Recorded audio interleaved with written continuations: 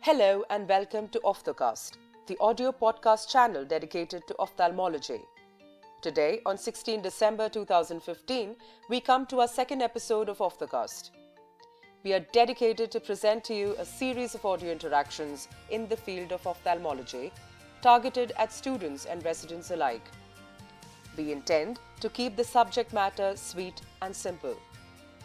I would like to reiterate that these audios are in no way a replacement to your standard textbooks. We strive to be factually correct, but to err is human. Keep us posted if you disagree with anything that has been said in these recordings. We would be happy to make amendments with due credits. As promised in the previous episode, we will be talking on the axial dimensions of the eye with its relevance. A patient walks into your clinic. He underwent an intracapsular cataract extraction and is presently a phakic. It's been 6 months after the surgery. His calculated intraocular lens power was plus 24 diopter. He sits in the refraction chair and you measure the visual acuity without refraction. He stops at 3/60 or finger counting at about 2 meters. Now, you decide to check with a lens in the trial frame.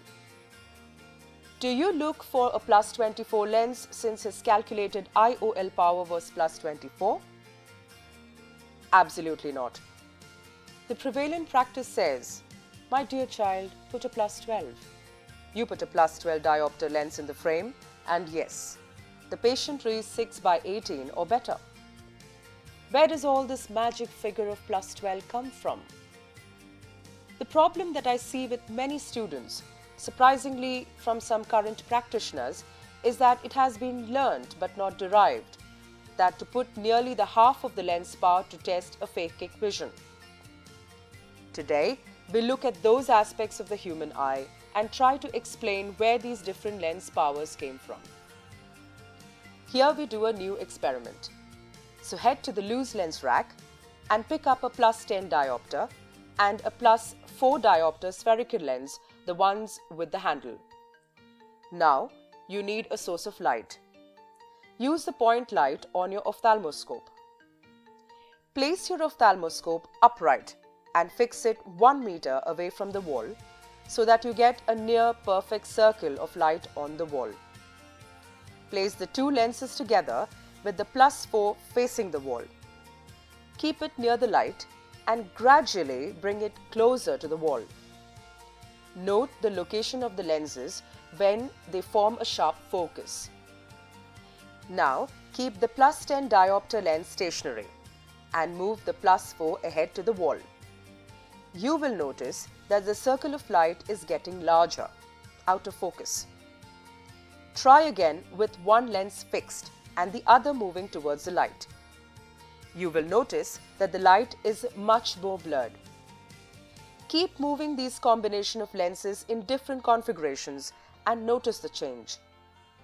These changes are mathematically explained by what we call as thin lens combination for compound lens systems. Explaining the mathematics here is beyond the scope of this podcast. The combined focal length of a multiple convex lens system is the shortest when both are close to each other. Shortest means most powerful lens. Increasing the distance of a lens will decrease the effective power of the lens. Decreasing the distance of a lens will increase the effective power of the lens. So, in a complex lens system, the distance between the individual lenses from each other and from the screen changes the overall refraction of the system. Now we come to the eye. Human eye has two major refracting media, the cornea and the crystalline lens. The total dioptric power of the eye is divided primarily among both of them. Approximately, cornea is a plus 40 lens and the human crystalline lens has a power of plus 20, totaling to a plus 60 diopter. Now, if you calculate the total 60 diopter power single lens, then the focus of such a lens comes to 16 millimeters, much less than the normal physiologic length of the eye. So, In the human eye, these two refracting media are separated, thus reducing the total refractive power of the human eye. For an eye with an axial length of 24 mm, the total refractive power required for converging the rays onto the retina will be approximately plus 41 diopter. However, adjusting majorly for the anterior chamber, both for its depth and refractive index of aqueous humor, we require a cornea of about 40 and a lens of about 20. To understand the concept, we need some terms. Firstly, visual axis and optical axis. The imaginary line connecting the center of the cornea from infinity to the posterior pole of the eye is called optical axis, whereas the one connecting to the fovea is called visual axis. We are more concerned with the visual axis here. Lenticular plane is the plane at which the human crystalline lens lies physiologically, and anterior to it is the pupillary plane. Then comes the corneal plane. Finally, what should be called as spectacle plane is known as vertex distance, since it is highly variable. Now, let's see the practical application of these planes. As a common dictum, all the distances are measured from the anterior surface of the cornea. Starting from outside to inside, the vertex distance is at which we wear the spectacles. It is measured from the back of the spectacle lens to the cornea. Corneal plane is where we place the contact lenses. The pupillary plane is used to house iris-supported intraocular lenses. The lenticular plane is where the modern posterior chamber intraocular lenses are placed. We had just mentioned that the required power of a convex lens increases as it moves away from the wall, that is the retina in our case. So a lens kept adequately at the vertex distance is inadequate if placed at the corneal plane, and severely inadequate at the lenticular plane. When the 20 diopter crystalline lens is not present due to some cause or the other, we need to replace that refractory power to enable good vision. The best option is to replace the lens at the natural position, that is the lenticular plane. That is what we currently do in cataracts. Remove the natural opaque lens and replace with an artificial one. In earlier days, we used to remove the lens and replace with spectacles. Then came the contact lenses, followed by anterior chamber intraocular lenses. The current practice is of a posterior chamber intraocular lens. If you remove an opaque cataractous lens, which had a power of, let's say, plus 20 diopters, it is logical enough to replace it with the same power as long as we are implanting the new lens at the location of the natural lens, which is the capsular bag or at the lenticular plane. If, for instance, we are unable to place it in the posterior chamber and had to put the new one in the anterior chamber, will the same plus 20 diopter do good? No, not at all. Here, the new lens is shifted more anteriorly, about 2 to 3 mm. So the new lens has come closer to the cornea. So we will require a lens of lesser power to give the same result.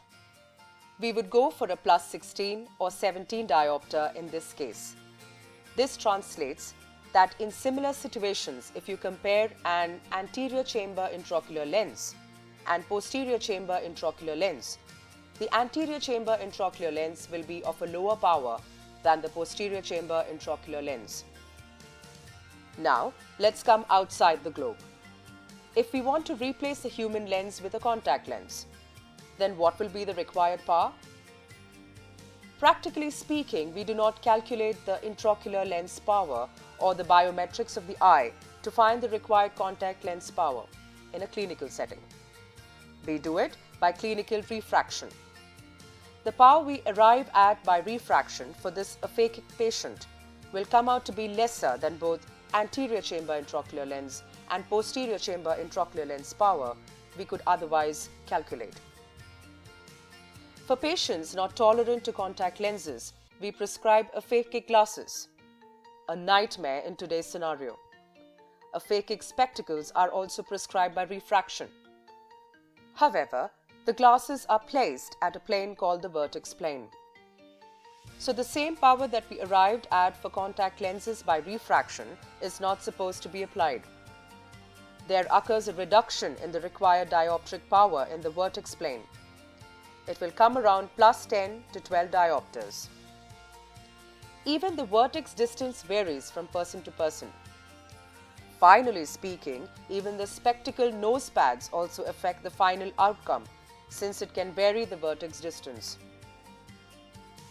Today is the era of ultra-modern cataract surgeries. Rather than deciding on whether to use an intraocular lens like yesteryears, we rattle our brains to achieve emmetropia. The thought of a patient using glasses after cataract surgery shudders any cataract surgeon. So it is very important to know what happens to the refractive powers as you move along the axial line of the eye. As we now know, the axial position of the refractive surface is very important with relation to the retina or between each other, be it intraocular or extraocular. This is where the term effective lens position comes up, or ELPO.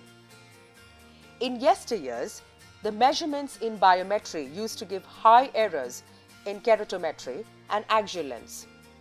With better equipments, these errors have come down. This led to the unmasking of the relevance of effective lens position.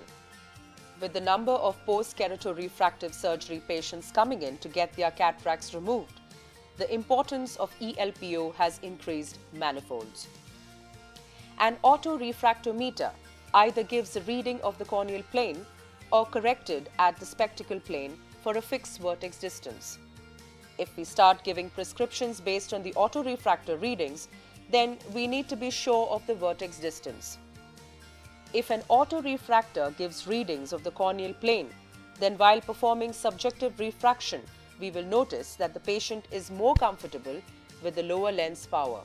Similarly, while performing objective loose lens refraction for prescription of spectacles in our clinics, the loose lens should be held at the vertex distance, at which the patient is likely to wear the spectacles. According to Dr. Holade, this becomes highly significant if the power is beyond minus or plus 4 diopters. A common mistake that we do while performing loose lens objective refraction is holding the loose lens too close to the patient. Another important relevance of effective lens position, as I had mentioned earlier, is the calculation of intraocular lens power in post-keratorefractive surgery patients. Here, the problem was initially perceived of non-physiologically curved cornea. But later studies have shown that the effective lens position is what mattered more. With a flatter cornea, the distance between the lenticular plane and the corneal plane decreases. The old generation keratometry reading based on intraocular lens calculation formulas didn't account for this change. The new generation formulae like the Barrett's takes effective lens position very seriously. The intraocular lens manufacturers gives an A constant with their lenses which is supposed to account for the effective lens position.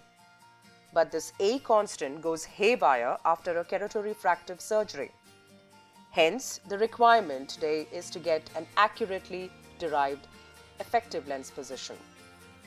Calculation of intraocular lens power and optical biometry is another topic in entirety. We would cover that soon in our future episodes.